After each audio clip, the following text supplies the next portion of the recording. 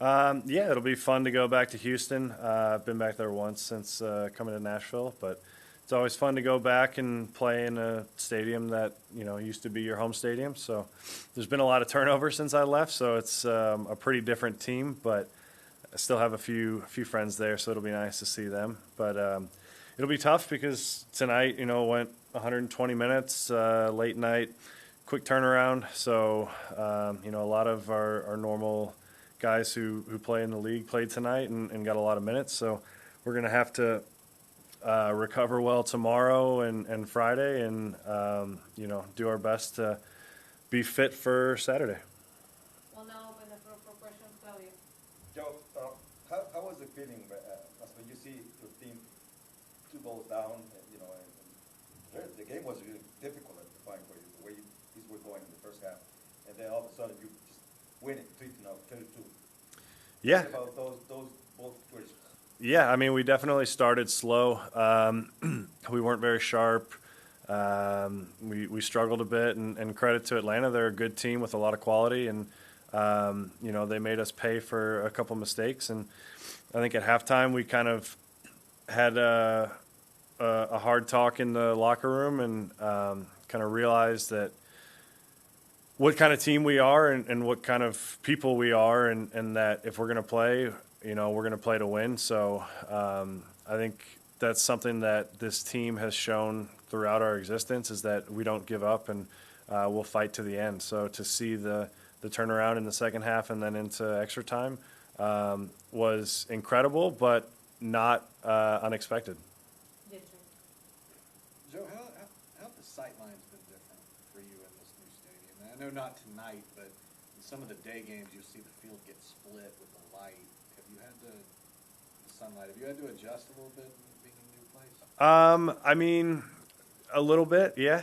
The other day, what was it? The Salt Lake game was a tough one for me, especially because the line of sun goes right through the middle.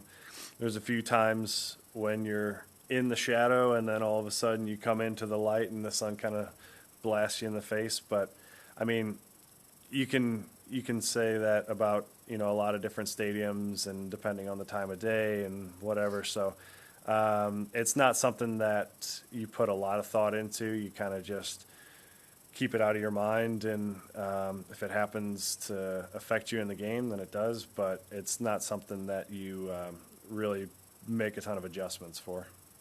Great. Hey, Joe, you guys aren't used to the 2+ goal comebacks and being in that situation. And you think, obviously, a wild night in Orlando decision day a couple of years ago, 2020. Obviously, Cincinnati clinching a playoff spot last year. It's a new stadium. It's Open Cup. There's a lot of new feelings going on. What did this tell you? You talked about finding out who you guys are as players, who you guys are as people. What did you find out about how you guys played tonight and came back? I mean, we found out that we're going to compete no matter what, whether it's league, Open Cup, a friendly, preseason. We have a bunch of winners on our team and guys who want to win no matter what they're doing. So, and I think you see when we go down early, there's a lot of leaders in the locker room, and it's unacceptable to pretty much everyone. And, there's some voices raised and a little bit of yelling, and that's completely necessary. And I think it sparked us. But I think the leader, like I said, we have a lot of leaders in the locker room, and when you go down 2-0 at halftime, you need guys to step up. And to be honest, Alex Moyle was the most vocal at halftime, and he was the one rallying the troops, and I think his voice in the locker room really helped jumpstart us in the second half. Going back on the road after a couple weeks at home, it's a quick turnaround after tonight's game, but what has it been like being able to sit in your own bed these last couple of weeks and with the energy of the fans, leading back up to hitting the road on Sunday? Yeah, it's been great. Traveling is it is what it is, but being able to sleep in your own bed, especially for me, I have an 8-month-old at home, so to be able to give my wife a little bit of a break and not leave her every weekend is nice, to spend time with her and the baby. But it's also it helps a lot in your preparation for the game. It's one less thing to think about. You can get in your normal routine, sleep in your own bed, eat whatever you want, and good food, obviously. I mean, yeah, you can choose your meals. But yeah, it's nice to have that routine, and I think it helps as far as your mental preparation for the games. Team Sullivan on the call.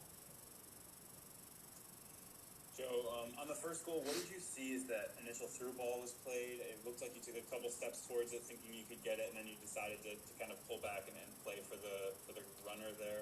What did you see on that as it developed? Yeah, the initial ball was a decent one, and I saw Gutman making the run. My initial thought was to go for it and to come out and try and intercept it. I think probably I should have. I need to watch it again. I haven't seen it again, but my thought process was then if I go and I'm late and I give up a penalty, is it worth giving up a penalty on the far right side when Gutman isn't necessarily in a goal scoring position? So at that point, I decided to stay and hope that we could defend the cross well enough and that I would be able to make a save, and it didn't go that way. But yeah, I haven't seen it back yet, so I'll have to take a look at that tomorrow and assess my decision making and move forward.